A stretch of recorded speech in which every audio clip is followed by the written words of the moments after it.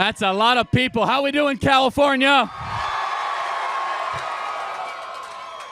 Is California ready for a Republican governor? Are you guys ready for one? There's something happening here in California. We're going to have a lot of fun. It's very hot. Don't be a hero. Make sure you drink water, seek shade. Unfortunately, at some of these events, people faint and pass out. We do not want to see that happen. You already passed out? You want me to sign your hat? I'll sign your hat. Don't start fainting just to get a signed hat. We're going to have a lot of fun. You guys know the rules, and it's a great day to be here. We're going to start. We love you guys, too. And God bless California. God bless America. Let's get started. Hello, hello. What's up, Charlie? Hey, dude. So first out, welcome to California, Riverside. What's up, Riverside? How's everyone doing so far, yeah? All right, cool. So I'm just going to get started. Typically, I agree on a lot of stuff that you state, so literally in everything. The only reason I came up to debate was about abortions and rape abortions. And so recently, I was kind of for abortions, pro-choice. I recently had a daughter. She's 7 weeks old, and I can't imagine living without her, so I appreciate it. And my only concern as I was thinking about it, it's just hard for girls that do happen to get raped, you know, whether they're unconscious and drugged or just whatever happens, incest or whatever. Would you be able to just defend just any abortion or non-abortions on rape? And if I could just hear a point of view on that. Yeah, for sure. Thank you for the good faith question, and praise God that you welcomed the daughter into this world. That's the best thing you said. Look, needless to say, rape is a tragic thing, and it's terrible. We believe that abortion is the taking of a life, which would be murder. Can I do a thought exercise with you? Is that okay? Yeah, of course. Okay, so I actually have a picture. I brought it here because I do this so many times. So I have two ultrasounds here. You know what ultrasound is? Yeah, this isn't the dolphin, is it? No, these are two human beings. Okay. No. All right. One of these two ultrasounds is a baby conceived in rape. Which one is it? I'm assuming the one on the left. No. No, okay. Oh, you know what? I don't know. You get the point? Yes. Yes. Yeah, They're both human beings. Okay. Regardless of the method of conception, they're both human beings. Awesome. Okay. And it's not a gotcha. I just want you to think about, of course. because these are both human beings made in the image of God. The process of conception does not give you more or less rights. Of course. And so we also do not believe that an evil action after an evil action is the right course. And so we believe that a human being must be protected. We must be consistent in that. And I've met thousands of people now across the country, hundreds, I'll say, of people that were conceived in rape. And the mom was courageous enough to bring that baby to term. And now they're able to live amazing lives. And so we must be consistent that human beings are made in the image of God. They have a soul, and that just because of the method of your conception, you don't get to have your life taken away from you. Yes, sir. Now, what about the trauma that it may or may not bring the mother? Just kind of living on like her own self, maybe can't defend having the baby just because she wasn't ready in the first place, and you know, now her whole life just got switched around. If you can explain that for me, please. Yeah, so it's a little bit of a false choice because an abortion can also be very traumatic as well. To say that that abortion is just like getting a haircut, that's nonsensical. It's not just a cosmetic procedure. Yeah, I agree. And so we acknowledge, of course, that there can be trauma, but trauma is never an excuse for taking a life. If you say, I have a mental health issue, are you allowed to take somebody else's life? Of course not. No. That's never morally defensible. Under no moral framework are we able to say that that is true or correct. Cool. I appreciate it. Also, I have a second question real fast. Really quick. I'm sorry. So we're 5 months into the President Trump's presidency, and a lot of Democrats will state, you know, like, oh, he's doing this wrong and this. The gas prices are still up. The food is still up. When do you think we will see change? Well, gas prices in California are up. Actually, across the country, they're going down dramatically. Okay. One of the reasons is that Gavin Newsom and Democrats have intentionally done this. Boo. You should boo them. The way that you, again, it's a little wonky, but it's a refinery issue. You guys have made a decision here in this state to have intentionally high gas prices. And because of that, your leaders here in California, they basically almost wanted to make it impossible to own a petroleum-based, petroleum-fired vehicle.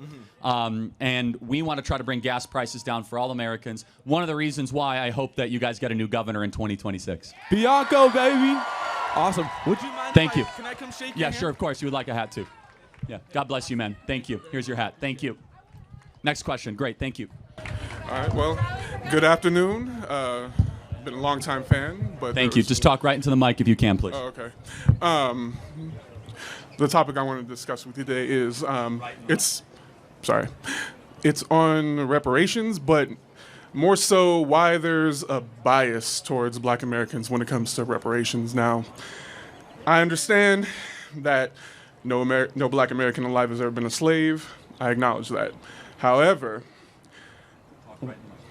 sorry. The point I wanted to make is that reparations have been given to other ethnic groups, Asian Americans for their incarceration during World War II, Native Hawaiians. Sorry, I wrote it all down, but even former slave owners, specifically the ones in the North that had to give up their slaves, they were compensated for former slaves. However, why is it that when it comes to Black people receiving reparations, there seems to be a lot of pushback to the point where now, now it's almost laughable to even think about Black people getting reparations for something in the past? Well, for any of those examples, was there intergenerational reparations given? No. So they're not necessarily applicable, right? So those were the actual people that received it because a wrong was done to them. Correct. We're talking about something 150 years removed. And also, not every Black person is a descendant of slaves. Correct. Some are mixed race. Some are able to prove that. But I think more importantly, we should ask the question, have we spent a lot of money on the Black community the last 50 years? And if so, has it worked? It's a good question because, obviously there are certain communities in Black America that are not so great. Some of the traumas and problems they have are of their own making. I acknowledge that. Thankfully, I was raised away from all that, 2 loving parents. And that's the greatest thing that you are, one of the, if not the greatest. And that's my hope for every child, Black, white, or Asian, to have 2 parents. That is a ticket to success. Please continue. But the example I wanted to use was the 2 Tulsa survivors. They tried to, they're aged, over 100 years old. They've tried to sue the Oklahoma government for reparations for their lost property. And they were actually denied reparations. And to me, when I read about that, because to me that was kind of the test to see, like, okay, they say reparations shouldn't go to people who weren't directly affected. Well, here we have 2 people who were directly affected, who were there, and they were still denied reparations. So to me, that kind of confirmed that it was never about who was directly affected or not. To me, it just sounds like there's a bias towards Black Americans. Okay, I don't know about that instance. I'll look into it. But more broadly, I do want to just repeat the point, and something to think about, you don't have to answer it, that we've spent trillions of dollars on trying to improve the well-being of Black Americans since the 1960s. And actually, Black America is poorer per capita and on average in relation to other groups than it was in the 1960s. So I would argue it's actually not a resource or a money thing. It's a values thing. And the values, unfortunately, that are predominantly in the Black community right now are quasi-suicidal. Fair point. But basically I just wanted you to, I didn't know if I was going to change your mind, but it's something I wanted you to think about. I'll research the example that you gave, and Okay. Thank you for watching our content and being a supporter. Definitely. Would you like a Can I get hat? a signed hat? Thank you. Yes, sir. Thank you.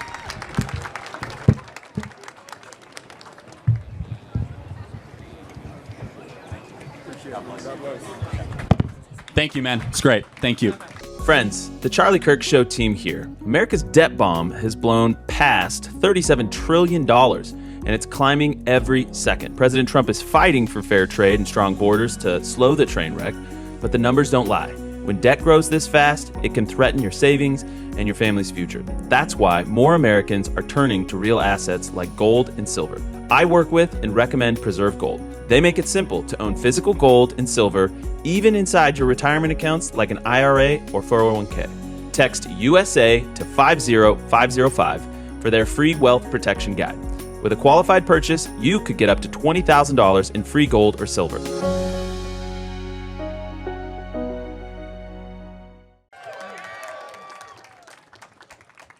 Right here? Okay. Hi, good afternoon. So my stance today is honestly on immigration. So I think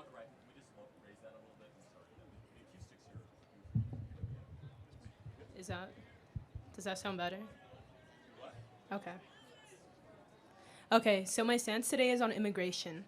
I think that immigration contributes a lot to America. So my parents did come here legally, and they right now are in the process again, and it takes a long time. No, they came here legally, like they came with their visa, and now they're renewing it, and it's a different process right now. But so I'm really religious. I'm Catholic. My parents grew me up that way. And in Matthew 2:13 through 15, it talks about how Jesus had to flee Nazareth, or no, Bethlehem, sorry. He had to flee because someone was going to die. And they were looking to kill him, and he had to flee his own country and leave everything behind because an angel spoke to Mary and Joseph that they should leave. So a lot of people do that. That's why they immigrate to the United States. A lot of people have to leave everything behind because not everyone just wants to pack up all their things and leave. Right now, I personally would hate if I had to sell my car, my house, leave my parents, leave my friends, and leave everyone. So I just want to know what your stance is on that, just because in the Bible it talks about that. Right. So first of all, Jesus actually didn't emigrate. He stayed within the confines of the Roman Empire because Egypt was actually under Roman jurisdiction. That's a separate point. But there are plenty of verses that says you should welcome the stranger, and so I will grant you that. I guess the first point I would have to ask is, should immigration always benefit the home country? I think so, yes. And that is one thing that I looked into. So there are immigrants right now working here, correct? And they get some of their paycheck cut off, right, because of Social Security and all those benefits. But they don't get those benefits because they're illegal So do you immigrants. mean legal or illegal immigrants? That distinction is very important. Okay. Illegal. They Illegal. don't get those Right. benefits. So And let's just be clear. If they have a Social Security number, how'd they get that? the right way. They stole it. You don't get a Social Security number as an illegal, period. It does not happen. They And- stole it. Okay. So that's an act of theft. And So they not- stole an American Social Security number to be able to work here, which drives down wages, which drives down opportunity cost. But even beyond that, we just have to look at their action. They were not invited to come to this country. They broke in line, they cut in line, and we should not reward line cutters or border jumpers. We should reward people like your parents that actually came here legally to this country. Yeah, I understand that point. I really do. But sometimes people genuinely need to leave their country because in like my mother's case, for instance, there was like a terrorist attack on my family. And that's the reason my mom had to come. And thankfully, she did get it immediately. But now I've heard of so many stories where people have to wait like 10 years, 20 years, even 30 years. Like my grandma right now is trying to get the process. And thankfully, she is now. But it's taken her about 10 years now. And she makes enough money in her country. And she just wants to come here as a tourist. That's the main reason. And I do understand that. I think that my main point is that how we should implement more money into the immigration system. Because Trump's zero tolerance policy, that just felt cruel. Because there's a lot of people here that are doing well and zero tolerance. They just have to leave the country. I feel like that was inhumane of him. Yeah, but it's not their country though. And that's the so let me just if I went to Mexico without being invited or allowed and I took a job and the Mexican government found out, what would the Mexican government do to me? I'm not sure. They would send me back to America. And why was the reason you left the U.S. first? Well, again, so okay, as far as the audio guys, we're going as loud as the university allows us. There's a decibel count, so we're going to keep pushing the amount as much as we can, okay? So if we get in trouble, I'll blame all of you. So reason, that's an interesting thing. Is there ever a legitimate reason, in your opinion, to commit a crime? No. Well, then the reason doesn't matter. Because under that so can you rob a bank because you wish you had more money? No. You work harder. Then why doesn't that moral standard apply to immigration? Because the system isn't doing its job. That's why I think we should implement more money. Because there is some people, like I do get it. You know, some people come here and then I do admit some of them commit crime, but not all of them. No, but they're all criminals if they came illegally. That's the distinction. By definition, they're breaking federal law 8 U.S.C. 1312. Just their presence here is against the law. And let's say you're here in the U.S., okay? You have, from what I think I've heard, I think you have 2 daughters, correct?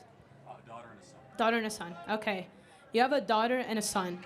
Let's say someone is attacking your family, targeting you guys. You love your children, I'm assuming. Well, hold on. I actually, someone, every day we get death threats, so this is not an abstraction, and I'm not leaving America. That makes sense, but because the United States, I mean, so it's actually very real. Every day someone says they want to murder me and kill my family. I'm staying. But has anyone genuinely ever like driven to your house, done like a drive-by? I'm not going to or get any into of the that details, sort? but plenty of people have been arrested trying to kill me. Benny? Okay. So, I mean, but here's the idea. And by the way, if we apply that logic, that if somebody is in danger, they're allowed to come to America, would you be okay welcoming in 500 million people into America? That's why we should implement the system to understand each No, you got to person's answer. case. Do you think 500 million people would be too many people? 500 million, I don't even think that would fit the United States. I agree, and that's the point, is that if everyone all of a sudden declared that their life was in danger, we'd have to let in like all of Nicaragua, all of Honduras, almost all of Venezuela. The standard all of a sudden starts falling apart. And we find that people lie about this, they deceive it. Here's my perspective. Why don't we try to empower those people to make the countries they're coming from greater and stronger, or else this problem will actually never be fixed at the root level. Does that make sense? It does make sense, and I wish it was that easy. So, for instance, I am part Peruvian, and in Peru, so they were having a presidential election, and the president who was going to win was better for the country and would help out a lot more. But since it's corrupt, they made the other president win. They sent him death threats, nearly almost killed him. He had to fake his death and leave, and they jailed her. They jailed her completely, and they let the guy win. That is why it's corrupt. It's hard to fix a country when there's no help towards it. So Peru they were rooting for the good president. They were rooting to build their system back up. But the other president, it was rigged. It was completely rigged. So does it make it better or worse if millions of people leave that country? For Peru. Can you, like, what do you mean by If leave? Like, 3 come to million the people US? left Peru, does Peru get greater or weaker? Stronger or weaker? Neither. I mean, it's in a weak state right now. Right? I mean, it's But- pretty obvious. I'm trying to even say that mass immigration is bad for everybody. It's bad for America, and it's bad for the country that people are leaving from. The only difference is that they send back American money through remittances that actually subsidize this entire thing. Let me ask one final question. If somebody comes into America without invitation and they are illegal, what do you think the penalty should be? I think it's humane to look at their case and why they had to leave everything they've ever known. We believe that we should send them back to their country of origin. I just want to make one more final point. So I do understand that, but my final point is that, do you agree that we should implement more money to the immigration system? No, I think we should have no immigrants in the country for the next 10 years. We have way too many people in this country, and I'll prove it to you here in California. Your hospitals are overrun, your schools are overrun. Do you guys agree that you have a crowded state right now? California is a cluttered state with social services that are being strained, and we need a pause on all immigration, in my opinion, to metaphorically digest the major meal that we just ate, or else we are going to have a major assimilation problem, cultural problem, cohesion problem, all sorts of issues. And I know this is a provocative thing to say, but immigration is something that you use as a way to benefit the homeland. You don't have to have immigration. But just as an example, my parents came here, like I said, legally $0, and they have benefited so much to the country. They have made so much, like hundreds and thousands of dollars. Praise God, that's the American dream. It is, and it's just like a hard thing to do. And I want American-born young people from UC Riverside to also have that American dream and not have to compete against foreigners for that. Thank you for your time. Can I say one point? We have a long line. Thank Can you. Really quick though. Okay, again, what is it? Yeah. Sorry. Okay. I understand the American dream is hard. My mom was pregnant, working 2 jobs one day, and she sacrificed everything, and now she has more money than the average American. Praise God. That is the American dream. Thank you very much. It's hard work. Thank you. Thank you. And I'm glad she came here legally. That deserves to be applauded. Very much so. Thank you. Hey, Charlie. Hey, everyone. How are you? So, today, I'll be honest. Yeah. Good to meet you. I'm not a very political person. I'm here for the love of the game only, and I want to see your views, So my topic of discussion is going to be that college is not a scam. And please hear me out till the end before I ask my question, so it kind of makes sense. So I understand everything you say. You said college is a scam, and the issue is because there's a lot of student loans. There's people who drop out of college every year. There is a lot of people who can't find jobs. Government's funding it, and why should taxpayers pay for it, right? I understand. It's a concern. It's valid, but at the same time, scam means fraud, and fraud is not what college is, because colleges don't promise guaranteed success. Colleges promise access to resources, which they do deliver. And it's up to the people to actually be accountable and use those resources correctly. But what happens a lot of times is that a lot of people don't use it correctly and fail. I do agree that there needs to be reforms. I think especially the funding of colleges should be reformed, how the government funds may be limited, maybe more structured and with more oversight. But at the end of the day, colleges do provide a lot of value to the society. And also, people who do go to colleges, on average, statistically, earn higher income on average, have half the unemployment rate, and they have more opportunities. So my question to you is, are you denying the data?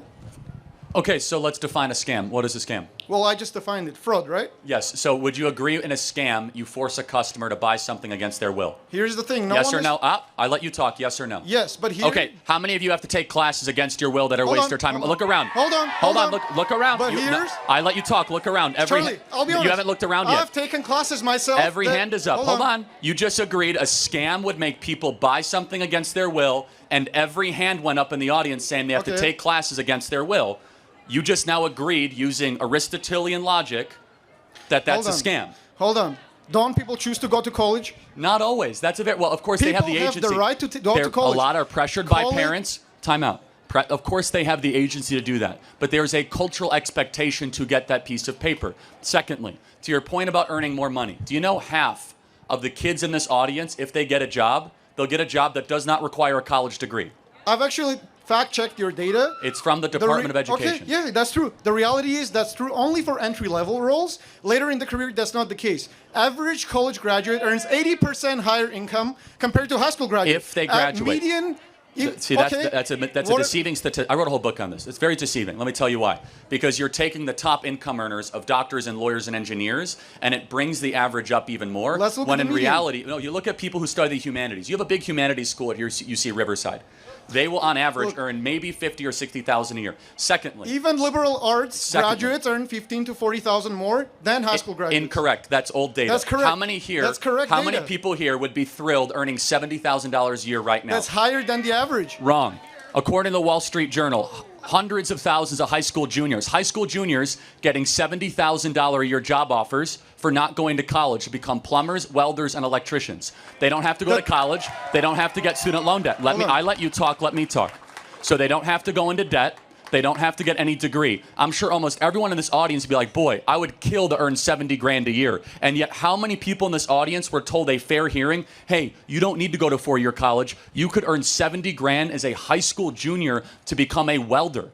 Hold on, Charlie. That is not a truth. The Bureau of Labor Statistics says that on average, the college graduates earn about 30% higher than trade school graduates. And again, I agree. There's alternatives. College is not for everyone. I totally agree with you. People could go to trade school. They could start a business. But everything comes with risk. We got to look at what is college promising the students. College is promising access to resources, and it provides it. Incorrect. Colleges implicitly and explicitly through their website and their promotional material tell parents that if you come here, you will have a better life. Instead, that is the sales pitch.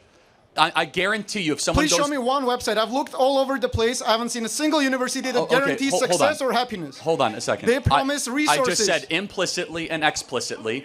Almost every single college has on their website, preparing leaders for a better tomorrow, preparing leaders for an ever-changing world. And if you go through that, they have all these deceiving statistics that if you come to this college for 4 years, allow me to finish talking, okay? Again, for 4 years, we're going to keep going. Don't stare. We tried to warn about that. Get them some water, too. Yeah, and you get a signed hat. Don't faint just for the signed hat. Of course, I acknowledge that some college graduates do better. That window is increasingly closing. Now, let me ask you another argument that you might not be prepared for. Almost everybody in this audience is studying something that will be irrelevant because of artificial intelligence. Do you think at this school, every single course and every degree is really prepared for the AI revolution that is coming next? Now, let me ask you a question. You have to answer mine. What are your alternatives? Oh, I have plenty. So Yeah. actually, there's 11 million job openings right now that pay you more than $75,000 a year that don't require a college degree. Right now. But did you know that 11 million. 95%, over 95% of U.S. employers still require a college degree for mid to high roles? And about 40% I understand require that. That's just actually, to get in. Again, you didn't even answer my question. You're dodging it. But that number's coming down. Secondly, 11 million jobs that pay more than $75,000 a year that don't require a college degree. My alternative also is this. If you want to get something specialized, of course go to college. The vast majority of kids that go to college are studying the humanities, soft social sciences, psychology, or communications. They're not studying to become engineers or doctors or nurses, all of which I totally understand. And what you're basically saying, your argument, which is true but it's fraudulent, come here to get a piece of paper because once you get the piece of paper, then you'll get a job. That's not true. No one is promising that. College promises access to resources. Access to preparation to leadership doesn't mean guarantee. Again, it only gives access. You are the one responsible. I think it should be merit-based, and people should take accountability for their actions. If they come to college and be lazy, don't take classes, they are going to achieve nothing. Do they have job preparedness at this school? Yes, there's a career guidance center. I went to it. Hold on, wait, they have a whole center about career preparedness, so they're selling career preparedness. Yes, and you gotta go and access it yourself. You're just making my point. Wait, hold on. So they're selling. Time out. You keep interrupting me, man. Again, do they teach you to interrupt in college this much? It's like you gotta let the other person talk, okay? Let me be honest. I respect you, but no one interrupts more than you. At career preparedness centers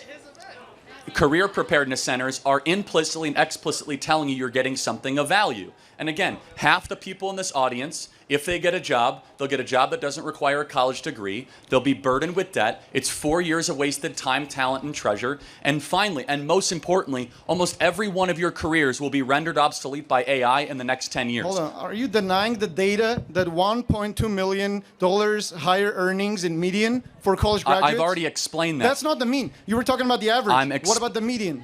I've already explained it's not degree specific. Also, one other stat. Do you know that 4 out of 10 kids that go to college do not graduate? 4 out of 10 kids that go to college do not graduate. That's not true. It is. 59% is the national graduation rate.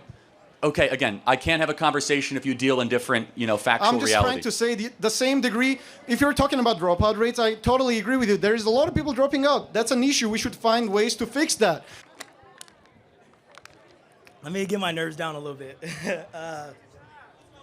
Not to be repetitive, the water? Oh, I can, let me quick.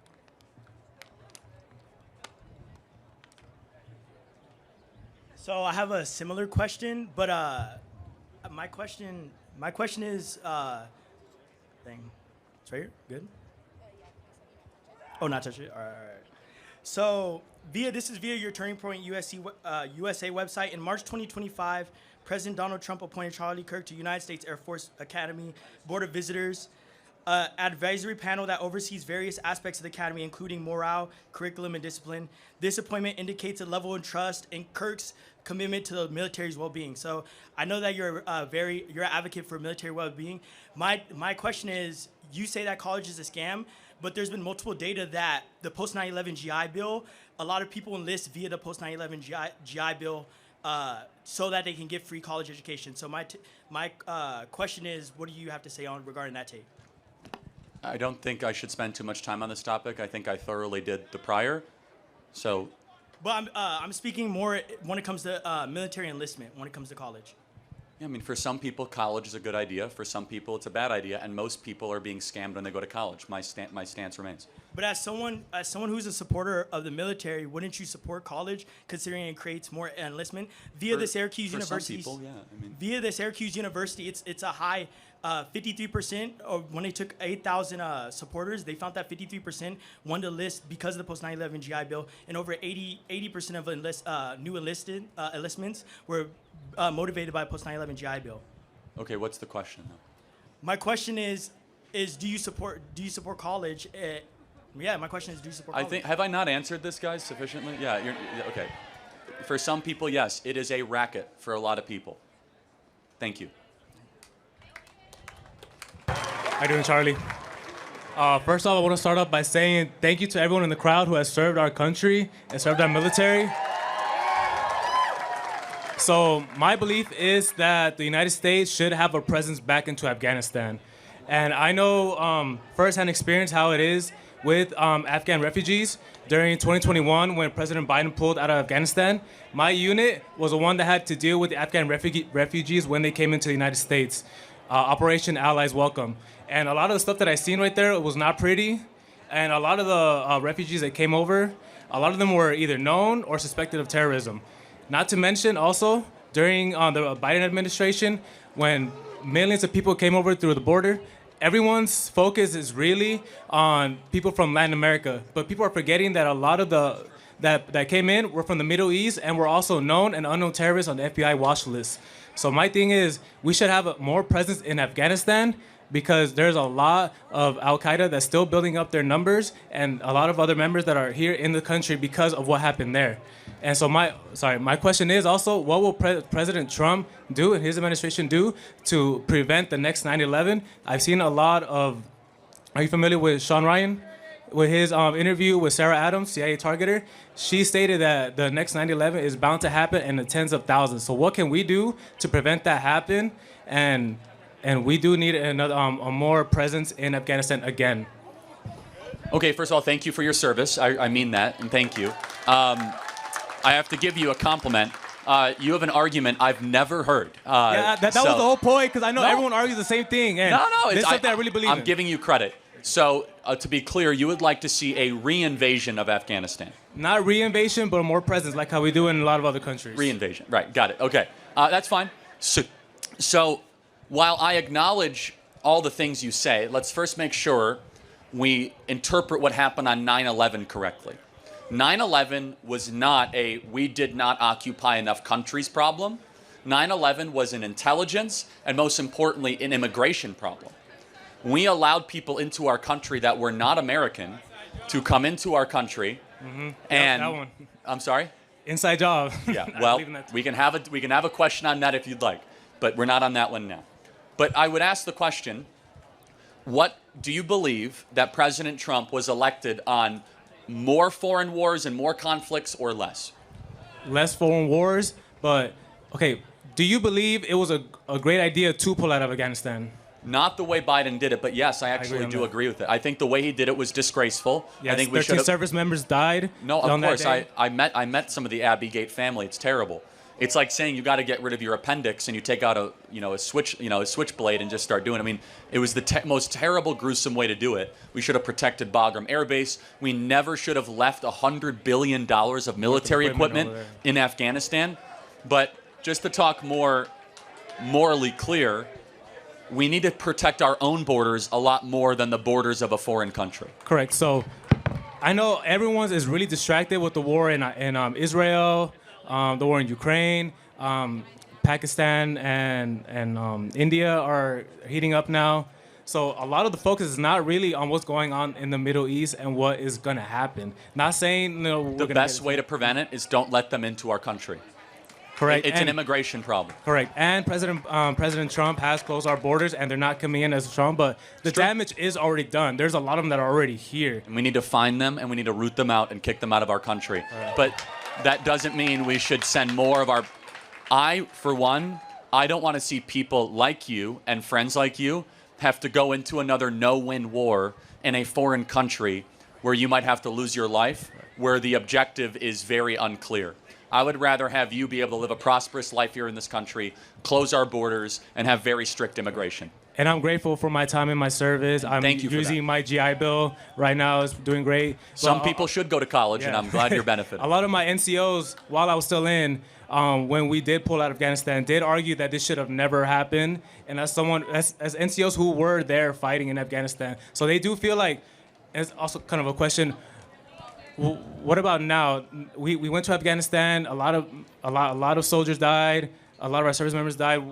What are we taking out of that? That was one of the most disappointing and disgusting days in American history, with the withdrawal of Afghanistan and those 13 Marines that unnecessarily died, who Joe Biden to this day never called those Marines for their sacrifice at the Abbey Gate. Thank you for your service, sir. Would you like a mini Jesus? I'm sorry? Mini Jesus. Thank you very much. Yes. God bless you, man. Thank you. Yes. Everyone should give your life to Jesus as your Lord and Savior, right?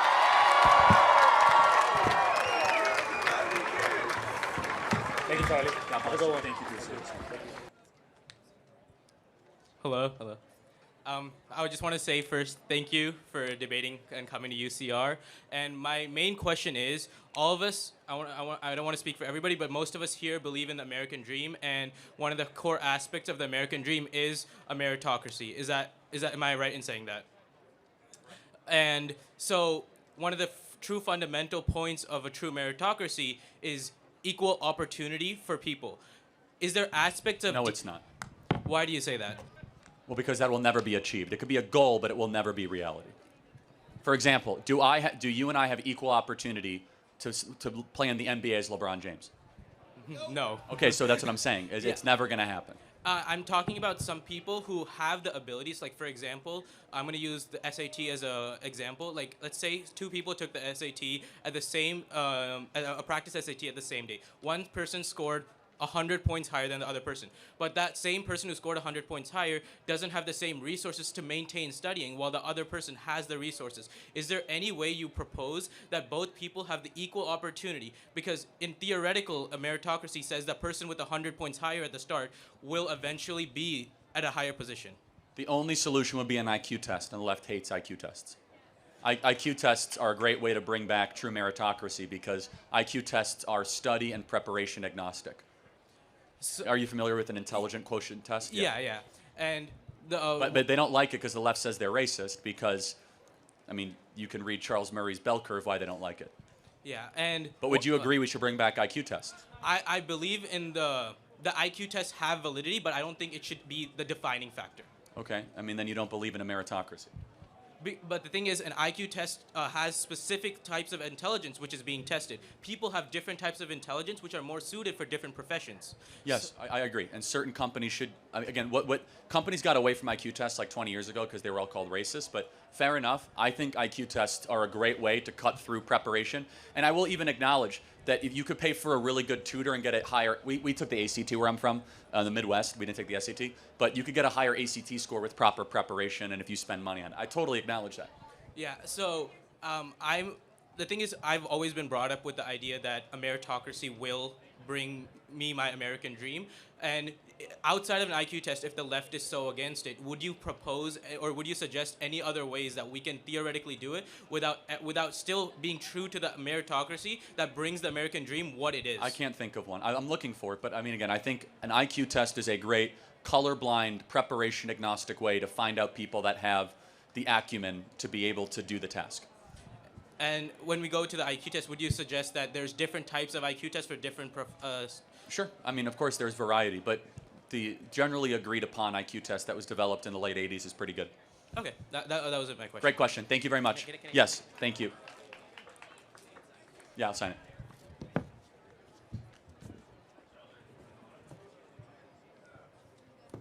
Hello. Hello. Great to see you, Charlie. So maybe I really am just Uncle Tom's favorite nephew, but I do have a quick question. What is so wrong with mass incarceration if the only way to be incarcerated is to commit a crime? There's nothing wrong with mass incarceration. In fact, we need more prisoners in this country, not less prisoners, and we let prisoners out of jail way too quickly in America. But isn't it racist to have mass incarceration? You know what? I don't think it's racist because I've been black for 28 years and I've yet to go to jail or prison. But come on, the justice system is rigged against black people. You're a white supremacist. You know what? I still don't know how white supremacy would benefit me, but I love it here in America. Amen. God bless you, man. Thank you. Hello. So I want to talk about the debate of abortion. So I know that it's something very controversial. Some people are pro-choice, some people are pro-life. Before I start, I want to make sure that I understand your opinion fully so I don't take, what I've heard online. What is your stance on abortion? Life begins at conception. Okay. So conception, so is that when sperm enters the egg? Is that during... When new DNA is formed. Okay, when new DNA is formed. So the egg by itself you don't think is anything? Sorry? The egg of a woman by itself, do you think it's anything? Well, it's something, but it's not a life, correct. Okay, okay. So my question is, when you talk about abortion and why you support it, why you don't support it, why you don't support it, what do you use as your evidence? Do you use scientific evidence? Do you talk about the Bible? Do you use both? Mainly scientific and self-evident reason. Okay. So, are you someone who's a follower of the Bible? I am, but that's not relevant to this discussion, but we could talk about it if you like. I find it relevant because when I'm going to talk about abortion, there's quotes in the Bible that I think support pro-choice, in my opinion. Bible, Exodus 21:22 through 25. When men strive together and hit a pregnant woman so that her child come out, so miscarriage, but there is no harm to the woman, the one who hit her shall surely be fined, as the woman's husband shall impose on him, and he shall pay as the judges determine. But if there is harm to the woman, you shall pay life for life, foot for foot, burn for burn, wound for wound, stripe for stripe. So I know that could be interpreted different ways. The Bible is interpreted in many ways. There's different types, different interpretations, but this says if a person causes a miscarriage through a woman, that they will pay for the abortion. So they will pay, another one will punish them. That is not what this law says, but let me just ask, are you a Christian? Yes. Okay, then continue. So it do you believe in the inerrant word of God? Yes. Okay, good. Yes. So it says that as the woman's husband shall impose on him, and he shall pay as the judges determine. So the judges determine, and it's talking about the husband, so therefore it's talking about a person, not God himself, not his judgment. So it's saying if someone has an abortion, we have the right to choose what to do to them, But right? didn't you say it was a miscarriage, not an abortion? It says when man strive together and hit a pregnant woman, so that's causing her to lose the baby. That's an outside cause. Outside cause. Therefore, it could mean abortion, because some people find that aggressive abortion is through violence, such as hitting, because not everyone has access to medical Was it the abortion. intent for them to kill the baby? It's unclarified, so that I cannot tell you. It's unclarified. However, what I will say is that it says that it's the judges determine, the husband determines. So God's not making the choice for us what to do with a person who does that to someone's child, does that to their own child. But it does say that if the woman is harmed, her herself, not the child, then they are liable by God, their life for her life, their foot for her foot. So what I'm saying is, if somebody needs an abortion for health care, let's say a woman's baby's not going to make it, and if the baby stays in her womb, she will die. And they refuse her an abortion, they refuse her that health care, and she dies. Should the doctor be liable under God? First of all, those instances don't happen. So let's just be Yes, they clear. do. No, see, you guys are so propagandized by this. That only happens in a very rare case of the breaking of the uterine So wall. it does happen. But no, but where the baby is already dead, and that's what the point is, that the baby is already dead. That's a removal of a carcass of a baby. That's also still medically an No, abortion. it's not. That's It incorrect. is. No, it's not.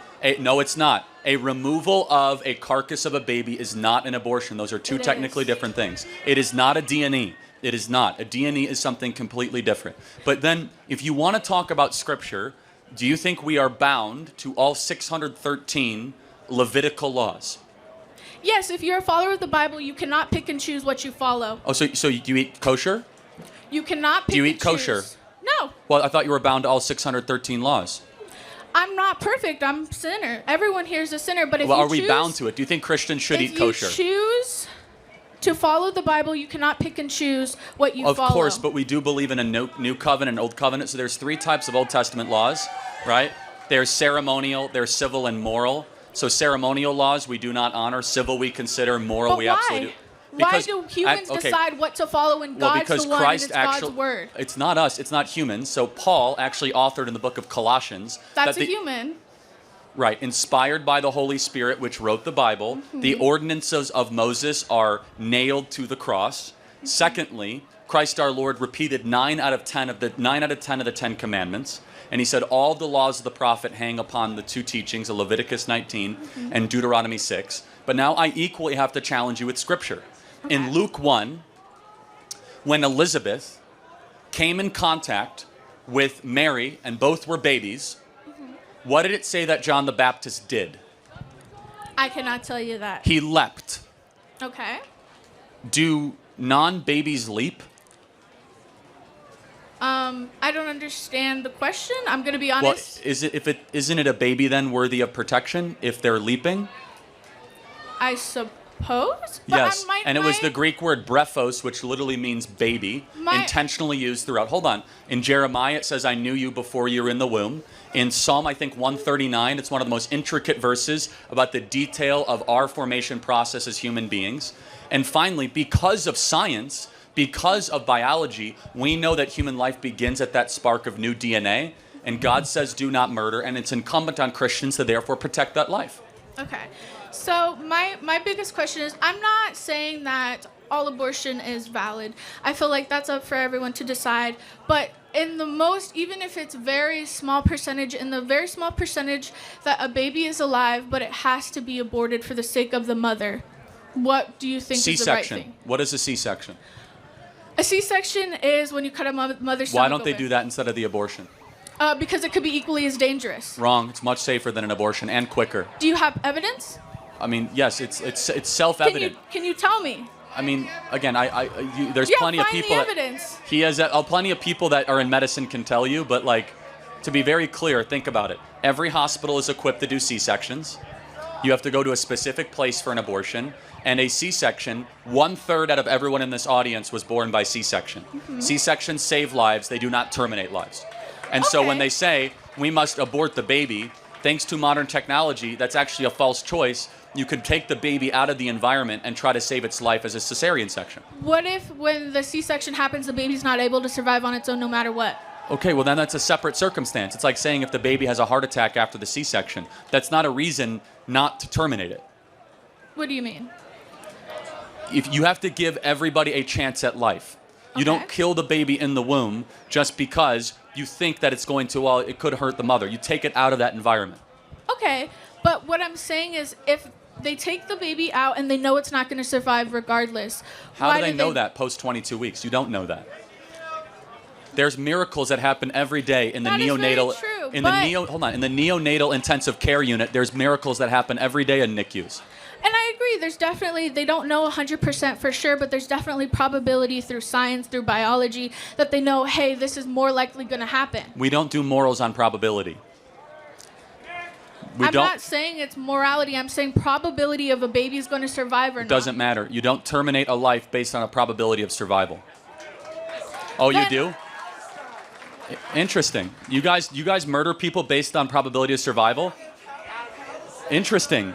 So somebody on a ventilator should just be murdered? I mean, it's such incredible morality. Would you keep someone on a ventilator for the entirety of everything else then? It depends. There's two different things. There's no more and not yet. Once you reach the level of no more human interventions can improve this person's life or bring them back to a full life, that is a separate moral decision than not yet.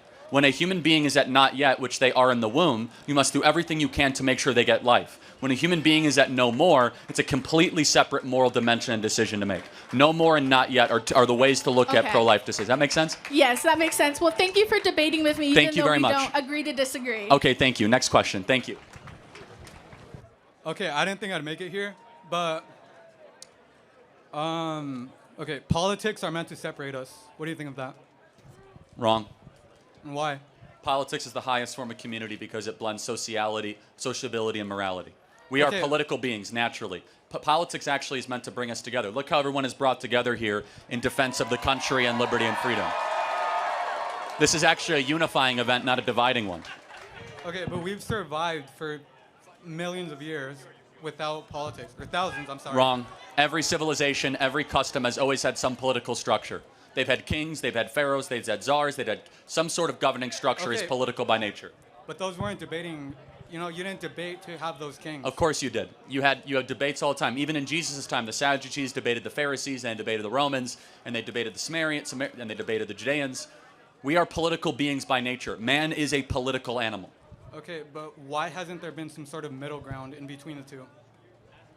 Oh, I mean, I'm sorry, what? Why hasn't there been a sort of middle ground in between the two? I mean, I don't know, ask the left that. We found middle ground with some of these questioners. We brought a liberal up, and he was pro-trans, and we found middle ground on very important issues. No men and female sports and no castration of kids. We did find middle ground here. All right, thank you. Thank you very much.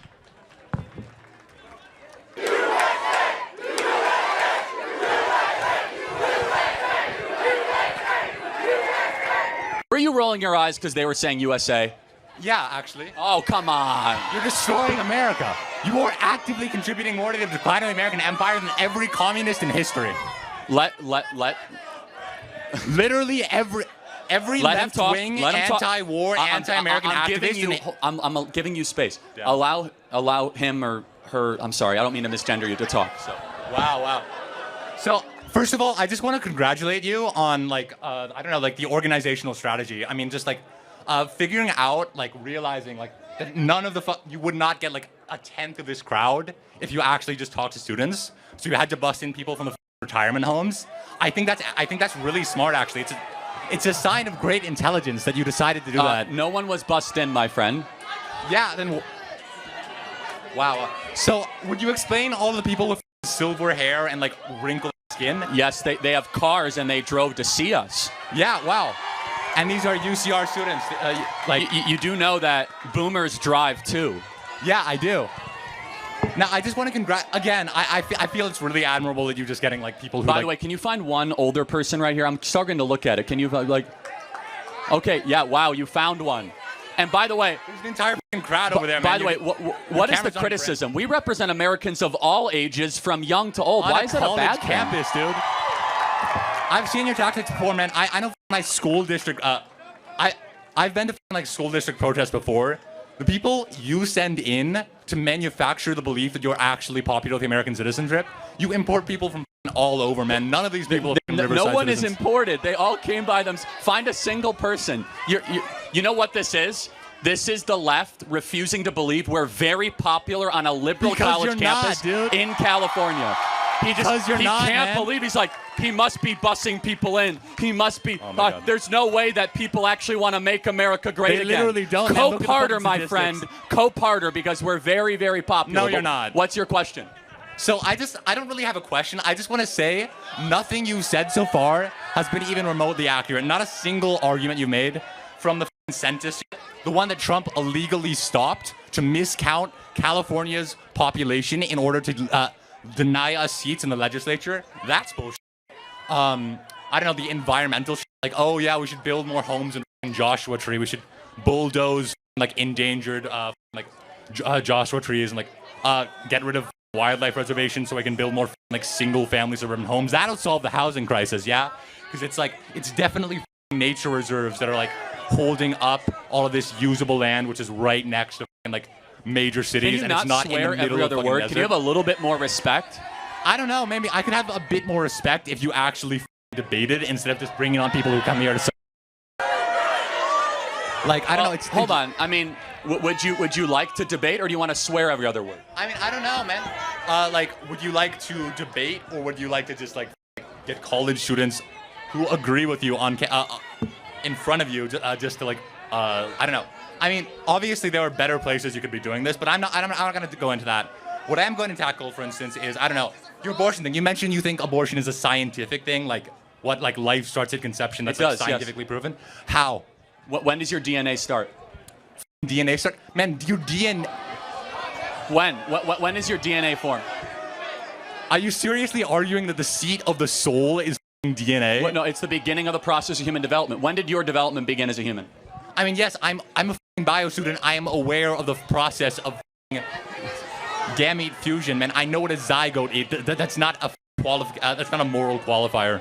That's when. Wait, hold on. So, it's a human, and human development begins at conception. Therefore, human life begins at conception. Human life begins. Oh my God. So, I'm sorry. What do you think the actual moral significance of a human is compared to any other kind of animal? Well, first of all, we are the only beings that can blush, can show love, show empathy, compassion, and have a soul. A dog can feel pleasure and pain. We can do good from evil and right from wrong, and just from unjust. We and human beings are above the animals and below the angels, made in the image of our Creator, God Almighty. Okay, one, that's not...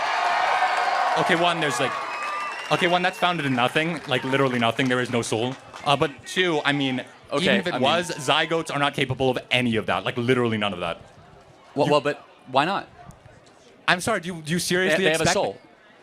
Do you seriously expect me to believe that regardless of whether or not I can win you over on the soul, that's still a process of human development. There's a process where a zygote then becomes what you would call a fetus or a baby, and then it forms all the way in to an infant. Well, human development starts at a moment. We believe that the earliest moment of human development is worthy of protection.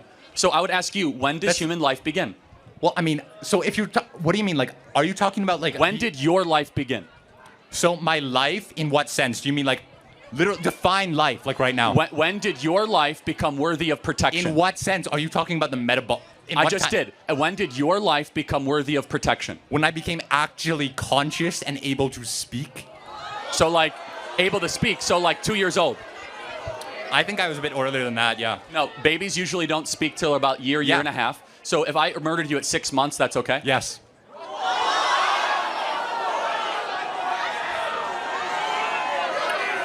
And you're a bio student at UC Riverside? Yes. What about babies that never speak? Can I murder them? Oh my God.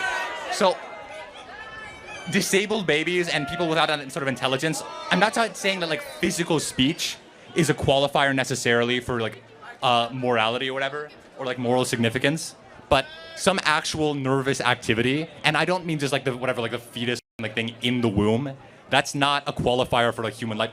Pigs are capable of that much. Like, are you a vegetarian or do you eat meat?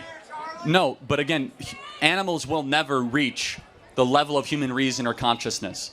A human is valued because it is a human being. And a disabled person also would. Correct, and they're still valuable because they're a person. They're a human being. They're not a snake, they're not a lizard, they're not a toad, they're not a leopard. They're a human being, therefore worthy of protection. Okay, so let me ask you a question. Would you save 100 dogs' lives or 1 human life? 1 human life? Why?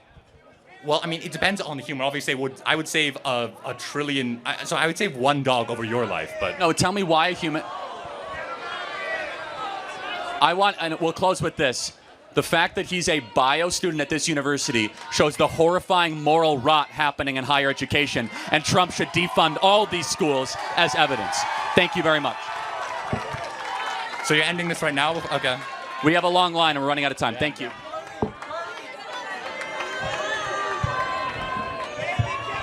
I've heard a lot of things, but terminating a 9-month-old baby, that's something else. Just for context, I'm open to learning and being informed, but I do believe we have a disagreement when it comes to DEI. You think it stands for didn't earn it. Essentially that colleges are dropping the bar, but I think they're just opening the door. So for example, a recent Harvard analysis by Top Economics found that students from the wealthiest 1% of families are 13 times more likely to score in the 1300 plus range for the SAT than students from the poorest families. And I don't think that's because rich kids are 13 times smarter, but it's because they have access to better schools, private tutors, test prep, everything, right? And according to the University of California, they show that family background accounts for 40% of the variance in SAT/ACT scores among UC applicants. I would also like to mention that the Diversity in Society's Leaders, the Casual Effects of Admissions at Highly Selective Private Colleges, a study shown by the National Bureau of Economic Research, that I think that if you think it's based on race, at times I think it's based on wealth. So legacy applicants, children of donors, and recruited athletes were significantly more likely to be admitted than other students with the same academic credentials. So yeah, elite schools like Harvard, legacy students are about 5 to 6 times more likely to be admitted than non-legacy students with similar SAT scores. Roughly 43% of white students admitted to Harvard from 2000 to 2015 fell into one of the 4 categories, right? Legacy, athletes, deans interestless, or children of faculty or staff. 3/4 of these ALDC admits, 75%, would not have been admitted if evaluated only on academic credentials. My question is, I guess, do you believe that DEI could possibly not stand for diversity, equity, and didn't earn it, but can stand for actual diversity, that diversity of abilities? When you go into a job or to a school, they don't just ask for your SAT score. They ask what kind of clubs you were into. They ask you to submit an essay. They are a holistic academic review. So why do you think it means didn't earn it? If maybe they got a less SAT score, but them as a person are just more well-rounded than the person who had all these tutors but did nothing outside of it. What yeah. Tell me do you know anything about the Students for Fair Admission case, the Supreme Court case at Harvard? I would love to hear about it. Yeah. So basically at Harvard, Asian and white students, they basically got 200 to 400 points knocked off of their score versus black and Hispanic students. So it was disenfranchising white and Asian students. So if you support DEI, let's say you're in charge. Do you think that we should have all test scores be weighed the same? Or do you think that certain ethnic groups should get certain points because of their race? I believe that we should acknowledge the fact that certain students have a different starting point, and I would love to give everybody the opportunity to So get how into many school. points should a black student get over a white student in admissions? I think that SAT scores and points shouldn't be the only thing referenced. But you have to answer the question because the status quo... But it's not that black and white. It is. So it is because that's why affirmative action was struck down by the Supreme But Court. we're not talking about affirmative action. We're talking about DEI. DEI is an outgrowth. Affirmative action is an outgrowth of DEI and vice versa. But let me give you another example of DEI. Do you think if I say to a group, let's say of Hispanic and black people, if I say you people, is that a microaggression? Say that again. I'm so sorry. If I was talking to a group of Hispanic or black people and I happen to say you people, is that a microaggression? I would think so, yes. Okay, I think that's insane. Why? Because it's not a microaggression or racism to call any group of people you people. That's DEI in practice. So you guys might know about the group of clowns in the circus group of the Dean on F America thing. They fell apart in 1 week because one black woman called Dean and Parker racist because they were associated with a woman who called a group of black women you people, and they said you did not recognize microaggression. That's DEI in practice, where you could lose your entire job and your career for one misstatement. And you just showed it to me.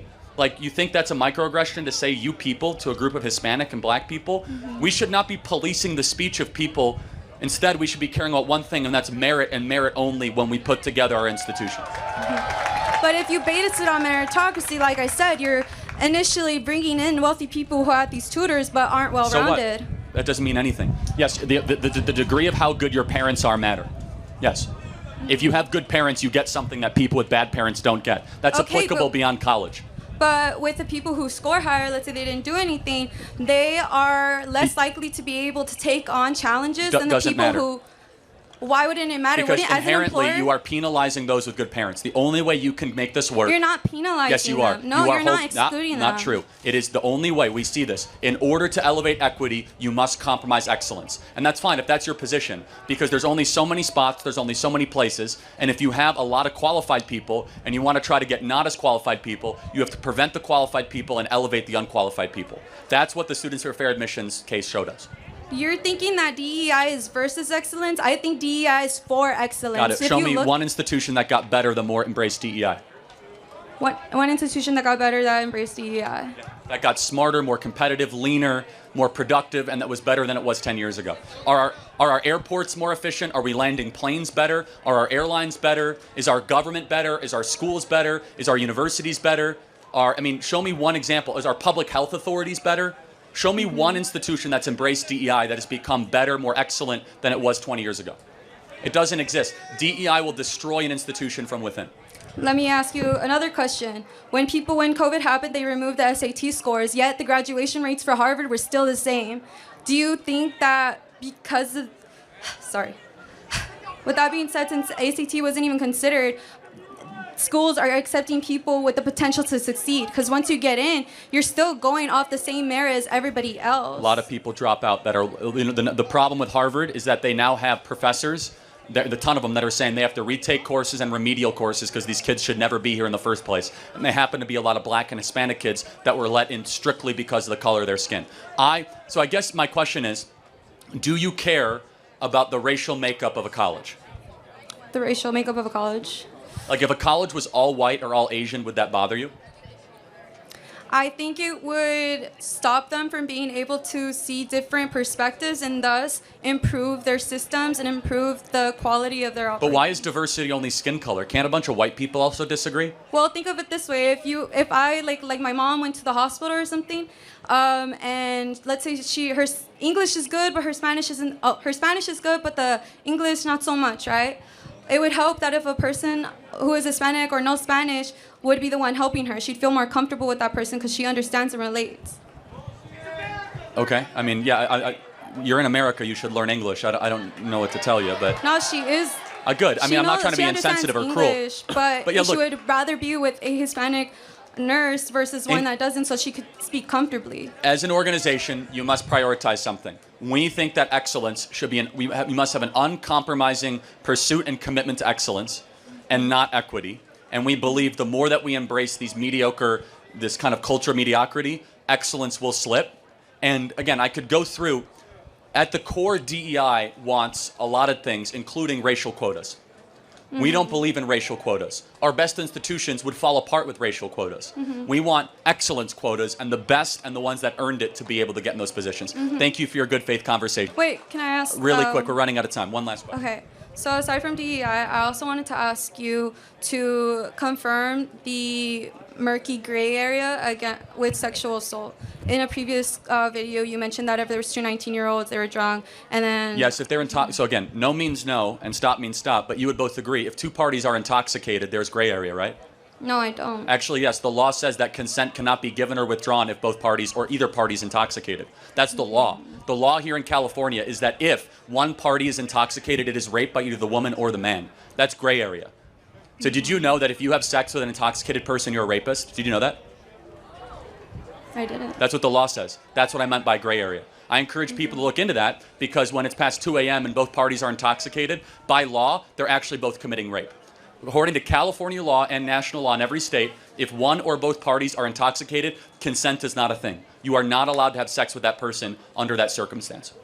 Okay, so then, to you, then it's not a gray area. It's sexual assault by law. No, I'm not willing to call every single person that's had sex while they're drunk a rapist. Are you? Well, if the girl is saying no... They're both intoxicated. So what they say is irrelevant. That's the point. And no one wants to talk about this, is that according to the law, intoxication removes consent.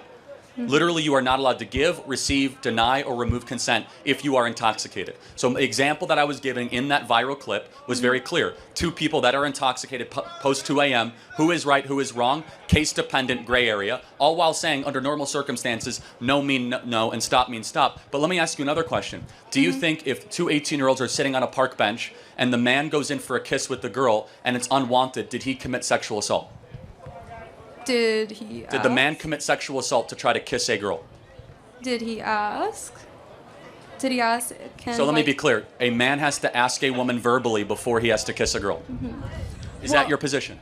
He can either ask or she can make it very known that, like, she backs away. How can she make it known? How can she, without talking, how can she make it known? She can back away.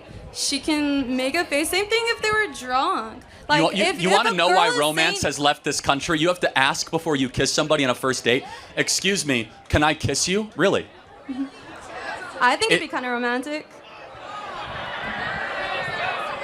Do you understand? But either way, I think regardless, there is way to do it non-verbally. Hold on, non-verbally. So it's like a mind trick? No, does that hold up in court non-verbally? I'm backing up. You keep getting closer. I don't know why. But hold on. If you do it verbally, stop. Don't get near me. I'm talking about two people that are next to a park bench and they're having a good time. She can scooch. Oh, she can scooch. She can scooch And away. the guy goes in for a move. He's a sexual assaulter. No. That's what, to be consistent, unwanted kisses, unwanted sexual advance is a sexual assault. The difference is that one of them is removing consent and the other one didn't even realize that he was asking for consent. They're having a nice time. He thinks that he's getting the signals. He misreads it. All of a sudden, we're willing to call that guy at 18 years old a sexual assaulter because he went in for a move? I'm saying that the difference between that situation and the sexual assault is that she removed consent versus the person who they didn't realize that they were trying to initiate consent. No, but I'm saying, though, in order for you to be consistent, that has to be sexual assault. And I'm not willing to call the millions of boys across the country going in for their first kiss guilty of sexual assault. I think that's insane. but you're willing to call it a murky gray area for No, the men you're who agreeing. are drunk and pinning down women, No, even though I'm they're not. saying no? I never said that. Hold on, let's recap. You're Then not you listening. be consistent. I said no means no, stop means stop, but intoxication, there is no consent. I've said that. And we must be morally clear and legally clear. People don't know that. According to the law, if one or both parties is intoxicated, consent does not exist. We don't teach our kids that. Every time you go to a drunk frat party and someone is intoxicated, woman or man, and they have sex, they are then the victim of rape. I'm not willing to say that 30 million people then commit rape. And yes, that's the point. There's a lot of nuance and case dependency to these issues. And unfortunately, I don't think you meant to. You've exhibited why young men are moving right so dramatically because they don't want to be called rapists at every turn because they made one unwanted advance to a woman at a party. Thank you very much. Thank you. Okay, yes. Thank you. Yes. Yes, ma'am. How are you? Good. How are you? What's your name? Dakota. Nice to meet you, Dakota. How old are you? I'm 11. Amazing. Give it up for Dakota being here today. So, I'm pro-life. I'm a fiscal conservative. And I know I want to get into politics when I grow up. I don't want to get into massive debt for a political science degree. What concrete steps can I take now in order to achieve the goal of doing my part to make America great again? Oh, great. You should go to Hillsdale College, America's greatest college, and start studying now. Start taking classes, reading books. You have to be in charge of your own education, and the fact you're thinking like this at 11 is a great sign. God bless you, and the future is very bright. Thank you. Do you want a hat?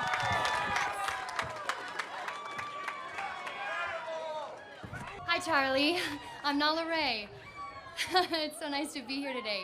So I was one of OnlyFans' top models for the last 5 years. And I got saved, and I radically gave my life to the Lord and gave that life up. Praise the Lord. So I want to know, would you support a ban on porn in America, and what would you do to make that happen?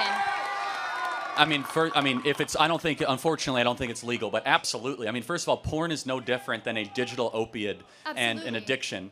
I mean, we've seen states that have made it harder to access, and porn rates have gone down. Yeah. But you were once an OnlyFans model. Yeah. What would you have to say to the danger and the damage that does to young people? Honestly, so much. It depends on sex as well. It has different effects on men than it does women. Like for men, it shuts them down. They don't know how to be in good relationships. They don't know how to treat women. For women, it's all emotional. And they just continue to get compared to the women in porn. You know, Correct. So honestly, I'd say some self-control would go a really long way, which is also one of the fruits of the Spirit. So I think America needs a revival right now. That's what I think. Praise the Lord. Stay there for a second. I have a message to men, and then I want you to give a message to women. Men, if you are consuming OnlyFans, it is no different than you going out with a prostitute every night. The only difference is that you guys get to hide behind some screen. You are contributing to the dehumanization and delegitimization of millions of young women that are nothing more. You are supplying the demand of the new online sex trade, and you need to stop doing it and repent in front of God for contributing to this awful cancer of selling your body for cash online. Amen. That is my message to men. What is your message to women that sell their bodies online? Honestly, you're so much more worth it than that. I don't know who hurt you in your life, if you have daddy issues, mommy issues, but you were made for so much more in the eyes of God. You are fearfully and wonderfully made, and that is it. Mic drop. God bless you. Thank you so much. Thank you. Hello, Charlie. All right. So what I believe is that healthcare is a human right. So we need free healthcare, aka universal healthcare. Okay, define healthcare. It's a. Oh, you're trying to pigeonhole me right now. Define what you think should be free. Define all humans should have healthcare, regardless if What they're is healthcare? The right to see a doctor.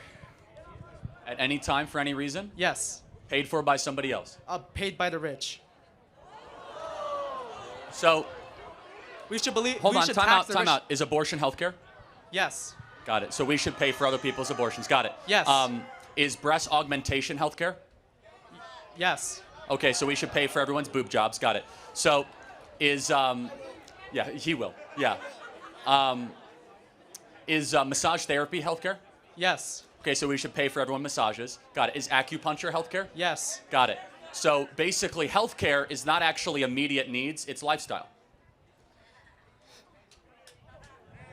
Well, here's the thing, though. In Europe, healthcare is free. Nope, you got to define it. You said anytime you see a doctor. So just be clear, under your way of living, everyone, the rich would have to pay for everyone getting massages, acupuncture. 90%. Okay, again, so let's just, I want to make sure we're clear, including abortions, at any time that people want. Yes. Got it. Who is rich? Elon Musk, Mark Zuckerberg, and I want to add this in. The upper income people like doctors, surgeons, they should pay. How much? Oh, for the doctors and surgeons? What should the tax rate be for someone making $1 million a year? 65%. Got it. So let's play that out in California. If you were in California, if you earn $1 million a year and 65% of it goes to the federal government, 13% goes to the state government, then you have property tax, sales tax. So therefore, 85% of everything you earn. So making $1 million a year, you keep $150,000. Is that fair? Yes. This is on full display what they want to do. They want to take 85% of your money if you happen to be successful. Remember what Reaganomics did to the working class and the middle class. Reagan never had an 85% tax rate on anybody. But if you count sales tax, county tax, local tax, death tax, we tax every single portion of it. The problem is not that we don't have enough taxes. The problem is that government is too big, spending our money on stuff that does not matter, that the private sector can do a much better job of. A much better job of. And so you say healthcare is a right, you can't even barely define it. No, I don't think that you, if you work hard, should pay for someone else's massages. All right, so let's say if you're a lower income, let's say if you grew up in a lower income family, would you want free healthcare as well? First of all, nothing is free. It's paid for by somebody else. Secondly, we already have Medicaid. There's a lot wrong with it. We already have the VA system. There's a lot wrong with it. And the point being is this. We should try to get people off government benefits, not on government benefits. We should try to make sure we have less people on the government dole, not more people on the government dole. And socialized healthcare would be a disaster for this country. It would be a catastrophe. No, it's not. Bernie Sanders and AOC said it's not. Oh, got it. So it must be true. All right. I support them. I'm sure you do. Thank you very Trump much. sucks. As Donald Trump would say, they're not sending their best. They're not sending their best. What's going on, Charlie? My name's Luke. I am a 23-year-old Christian conservative man. Thank you. And I'm not here to debate you, but just to ask you for some advice. I married my beautiful wife last year at the age of 22. Thank you. And I just want to say I respect and admire, I've been watching from a distance, how your ability to lead your family, your beautiful wife, your beautiful children. And as a young man pursuing a marriage, I just want to ask if you had any advice on how I can pursue and maintain a God-centered marriage for the rest of my life. And thank you for that. Number one, God must always come first from your spiritual disciplines. Honor the Sabbaths and turn off your phone for 1 day a week. Go to a church, a good Bible-based church. We have many of the pastors here that teach the Word of God verse by verse. And also understand that it's external things of the flesh like alcohol or porn or drugs or other temptations that will take down your marriage. You as the husband must constantly be at guard of things, and also over shopping, over indulgence, too much credit cards, idolatry of vacations. You must guard the family from those things seeping in. So understand the order. It's God and then the marriage, and those things will bless your marriage from the devil who tries to undermine it and usurp your holy union. I love it. Thank you, Charlie. God bless you, man. Thank you. Charlie Kirk, it's really you, man. I've been following you since George Floyd, that whole thing went down. I want to preface my question by saying I voted for Donald Trump, but when students say that Donald Trump wants to rule like a fascist and then deports people like Abrego Garcia without due process, I wanted to ask you, how can you call yourself an American patriot when the Supreme Court ruled 9-0 that the deportation was unlawful and that they are ordered to facilitate his return and haven't? How can I call myself an American patriot? because a MS-13 gang member, wife-beating, child-abusing foreign citizen was sent back to his country of origin? Pretty easily. That's what American patriots do. Secondly, the Supreme Court did not say that. They said 9-0 that there was an administrative error that he could have been sent to any country except El Salvador. The fact was not that it was wrong that he was deported. It was just the fact that he was deported to the one country he could not be deported to. Finally, I don't understand the emphasis and the concern and the hyper-pathological fixation on why a foreign citizen who is a gang member gets all of the attention of the American left while you, the American people, have been ignored by them over the last 30 years. It's creepy and it's bizarre. There are a lot of criticisms to be made that we have been ignored, but at the end of the day, number one, the 14th Amendment grants due process. Wrong.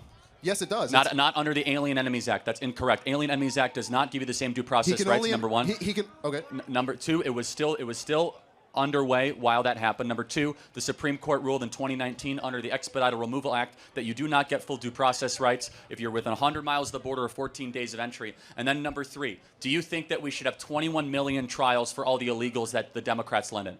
To take each point, number one, the Alien Enemies Act can only be invoked if there's, I believe, reason to suspect war or if there's... Yes, we've been invaded the last 4 years, so yes. You can't just say that. Yes, you can.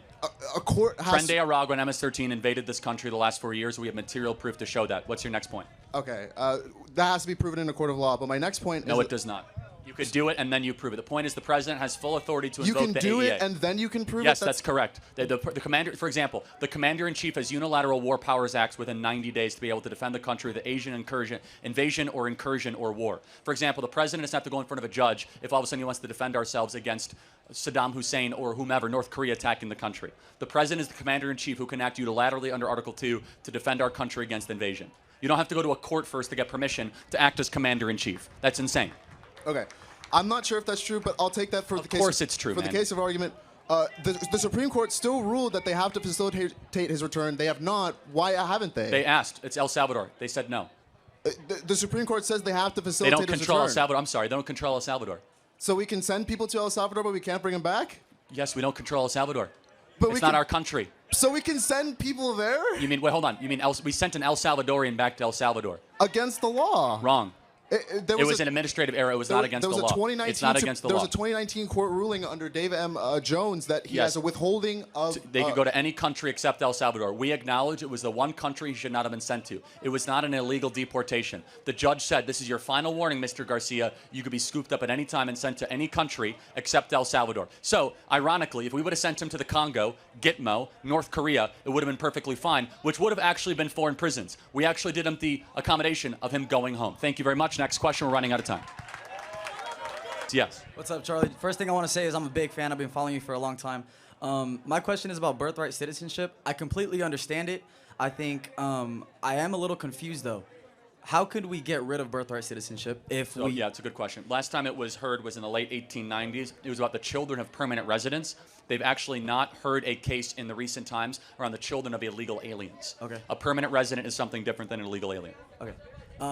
How could we get rid of birthright citizenship? The Supreme Court has to rule on it. If we use the same argument that the child is its own human being with its own human rights for abortion. Yeah, so shouldn't it you don't be have a right to citizenship. You have a right to life. Got it. So you disagree with birthright Giving them a citizenship U.S. as passport. okay. Yes, I do. I do not believe in birthright citizenship. Yes. How you doing, Charlie? We're gonna move fast, so I apologize in advance. Okay, sure thing. So first of all, just really quickly, I just wanted to preface this and say that I'm conservative. I also play music. I'm a musician, and I just wanted to know, since so much of the music industry is very much on the left wing and all of that stuff, if Turning Point is going to try and expand more in that direction, and if there's anything that people like me Not can so do much, but we need more conservatives in the arts because modern music, modern art, modern drawing are terrible and ugly because the left at its core, their worldview is terrible and ugly. We need music that lifts up, that points up, that glorifies God, and cares about the good, the true, and the beautiful. And thank you for being in the arts, What do you man. think that people like me can do in order to get our voices? Find reached? other conservative artists, build a community, and find ways to collaborate. Art flourishes in community. Find people that can do that. Thank you so much. you. Good next question. Thank you. Again, I apologize in advance. We're running out of time. Yes. Thank you, Charlie. My name's Ben. I want to say I think you cooked Hassan in that debate a couple years ago, but yeah, I'm not Republican, I'm not conservative, but I'm pretty independent. My question is, I think Trump currently, a lot of his rhetoric, I agree with some of what he's doing, but I think a lot of his rhetoric is destroying our reputation across the planet, and that I think essentially it's pushing our country into a decline. I think China's taking a lot of where we currently stood and where we stood in the past. Okay, I mean, what about his rhetoric, and why does that matter, and what's the relevancy to this? Well, I mean, my problem is you have a lot of a lot of the people on his side that are going to Europe. They're saying Europe is this place where, I mean, look at a lot of what JD Vance said in that chat. And I mean, you could agree with it or not, but I mean, the point is he talks about Canada this way. We're pushing Canada into this point where Canada absolutely despises us. Would you rather have him do things you like or say things you like? I'd rather both. Okay, what actually matters 40 years from now, what a president says or what a president does? Well, I think what matters in 40 years is China's going to be taking our position. It has nothing to do with his rhetoric. President Trump's rhetoric towards China is refreshing. It's new. Joe Biden literally slept as a brain-dead idiot for 4 years on China. Donald Trump has woken up to China. I agree. I'm just saying, what he's actually said on China is really good. I encourage you to look at it. Next question. Yes, thank you. Yep. I'm not trying to be a jerk, by the way. It's just timing. Thank you. Hi, Charlie. I've been following you for a long time. Oh, sorry. My question for you is it fair to assume everyone protesting Palestine freedom supports Hamas? No. No? Well, that's Thank it. you. Next question. But some do. This will be the last question. Hello, Mr. Charlie Kirk. So I have a question about Christianity and with all of the language in the Bible about supporting the foreigner and supporting the poor, yep, and all of that has come out of, let's say, the social gospel and things like that, why is it not reasonable for Christians to end up with left-leaning politics or liberal politics or progressive politics? Well, because the Bible equally, if not more, talks about order and structure and borders. The entire book of Nehemiah is around building the wall. And 1 Corinthians says that God is a God of order. And understand that, is it telling the state to do that or the person to do that? We should all care for the poor personally, individually, and through our churches. Is it the role of the state? That is to be debated. Equally, if you're on the left, you're also denying God's design of male and female, God's design of where life is created at conception. You're also at war with this idea of the proper role of the state. And let's just say this, the bigger the government, the smaller the citizen and the smaller the church. We see this in Europe. As government gets bigger, the church gets smaller. And so while I'm not going to say that there's the misunderstanding of Scripture is that government is here to save you. We believe that God is here to save you. We believe government should be small but strong to do moral and righteous and good things while we're here on this earth for God's purposes. But we want the church to be big and the government to be small. Final thought. This is the last question of the tour, by the way. But do we want the government to partake in the things that the church is influencing in society, right? Like, we want our government right now, like, to protect liberty, freedom, things that we think come from the Bible. Those are proper roles of government. We don't think that the government should also be a part of the well-being of society in a way that... A, it doesn't do a good job of it. B, it's not a good scope of it. For example, the states with the biggest government have the most homeless and the most suffering. California has more money than knows what to do with, built tens of billions of dollars. You got more homeless than any other state, more wealth inequality. Just because government is big under the auspice of helping people doesn't mean people are actually helped. If you cared about your neighbor and cared about the poor, you would cut government programs and give them jobs and actually have them go to church and do the social welfare through churches and through charities, not through government. Okay, I agree with you there. So then you would completely disavow liberation theology. Absolutely. Liberation theology is garbage. Absolutely. It's rooted in Marxism. Yes, correct, yeah. Okay, and I'm not a Catholic either, so I mean, yeah. Same. So then the other point that I have that I disagree Last with you point, on, we gotta go. really disagree with you on the mass incarceration piece, right? Blacks, we do more crime, and I like to say Negroes. I like to say Negroes because black is too expensive. I wouldn't say that, but you can say that. It's too expensive because you got Africans, you got all different type of. But here's the thing, though. The reality is that mass incarceration came from a place of, like, this hard stance on crime and the war on drugs, which you would argue. Well, you would arguably you should argue that, like, even Donald Trump and his administration saw something about that as he passed the First Step Act, right? The reality is that not everybody who's incarcerated deserves to be incarcerated. We do incarcerate people more harshly. We do have old people in prison. There's a lot of. We should have longer prison sentences. I mean, the average rapist only serves 4 years in jail. Well, I'm talking about nonviolent offenders. Okay, and the reality that this is based in the war on drugs. It's nonviolent. It depends on what they were non. Before the 70s, it was like 20,000 women in prison. Now it's over 300,000, which is like women aren't that violent as much compared to men. But you could do a lot of harm outside of being violent. Well, the reality is that, but mass incarceration was not necessarily. But let me prove it to you. Do you know only half of murders in Chicago get solved? That means half of all the murderers are still walking in Chicago. Evidence we don't have enough people in prison. You might be right about some of the lesser crimes of nonviolent stuff, but we actually have a over-compassion problem for violent offenders in this country. The thing, and one of the things that I'm trying to encourage is that I'll let you know, I agree with you. I voted for Donald Trump. Thank you. Good for you. I believe in most everything, 90% of everything that you say. Thank you. I think that your And conversation that's what this is all about. Your conversation with Jordan Peterson most recently kept me, gave me this illumination about the reality that there needs to be some sort of yin-yang between the sides, and that when we're in this sort of a silo here, we lose the reality that we need that revelatory space of justice that needs to happen in our society, even though we need the structure and the order. We need laws. We need people to be in prison when they're doing things wrong in society, but we also need to understand this. There's a lot of people who are in prison who probably shouldn't be. And a lot of people have been affected. I wouldn't say a lot, but some. But I wouldn't blame all right, I wouldn't blame black people's peril to slavery or Jim Crow. Fair enough. I know that we were on an You're economic being incline. honest. And so I'm honest with that, and this is the reason why I voted for Trump, and the reason why, I'm a registered Republican now. God bless you, man. Can I get that 47? Yes, that you, white sir. 47? Yes, you can. Can you sign it? Thank you. I will. I want to thank you. You have the great honor. You are the last question of what has been a historic, incredibly viral campus tour. And you were respectful, and what a great way to end. Thank you, my friend, and God bless you, Riverside. Thank you guys so much.